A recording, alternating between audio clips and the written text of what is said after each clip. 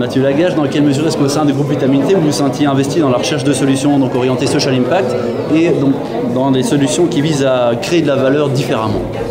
Alors, le groupe Vitamine T, c'est pas un groupe comme les autres, pas un groupe d'entreprises comme les autres, puisque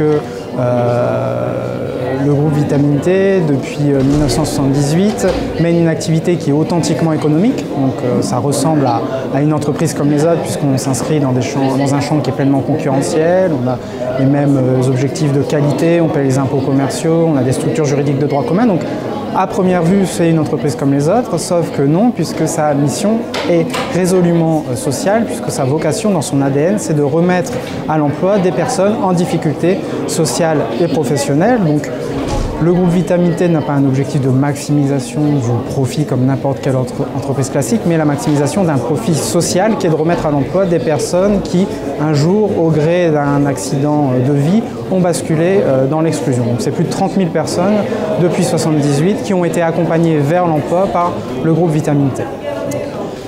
Dans cette perspective, comment est-ce que vous considérez que votre participation à cette journée, donc Imaginative Business for People, est importante pour le groupe Vitamine T, mais aussi pour ceux qui vont assister aujourd'hui à la réunion?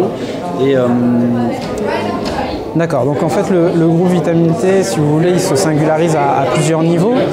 D'abord par sa capacité à accompagner vers l'emploi un très grand nombre de personnes, mais aussi par sa capacité à initier des partenariats privilégiés avec des entreprises classiques, puisqu'au sein du groupe Vitamine T qui compte 13 filiales, aujourd'hui nous avons créé 4 joint ventures avec des entreprises classiques de référence.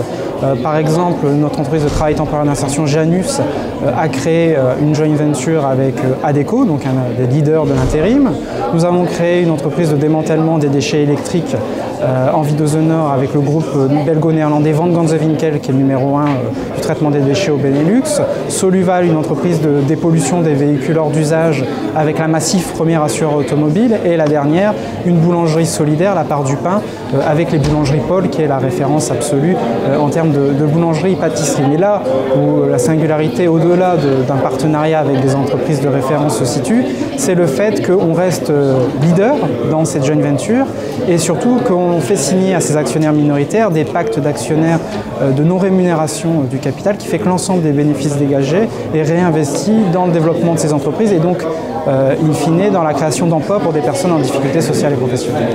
Ces partenariats convergents que Vitamine T développe, dans quelle mesure est-ce que vous pensez que c'est nécessaire, voire indispensable finalement aujourd'hui à la création de valeur partagée ou à la création de valeur sociale? Alors, pourquoi le groupe Vitamine T s'est rapproché d'entreprises de ce type?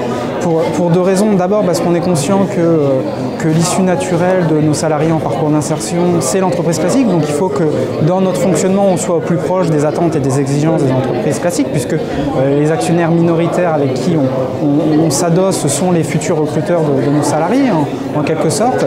Et puis la deuxième raison, c'est que pour investir un nouveau marché, le plus souvent on défriche des activités comme les métiers de la croissance verte, il faut qu'on s'appuie sur une expertise métier d'acteurs de référence, en l'occurrence des majors du déchet.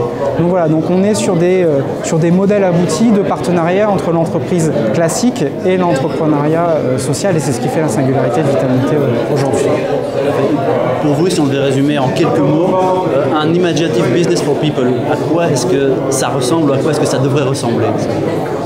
Un essaimage d'entreprises comme Vitamine T, mais il y en a pléthore. L'entrepreneuriat social aujourd'hui regorge d'initiatives socialement innovantes, que ce soit l'insertion de personnes en difficulté, mais également l'insertion de personnes en situation de handicap. Donc il faut aujourd'hui, on est sur un mouvement de fond et on espère que les entreprises socialement innovantes vont continuer à se développer. Monsieur Lagache, merci beaucoup. Je vous en prie. Je vous souhaite une excellente journée.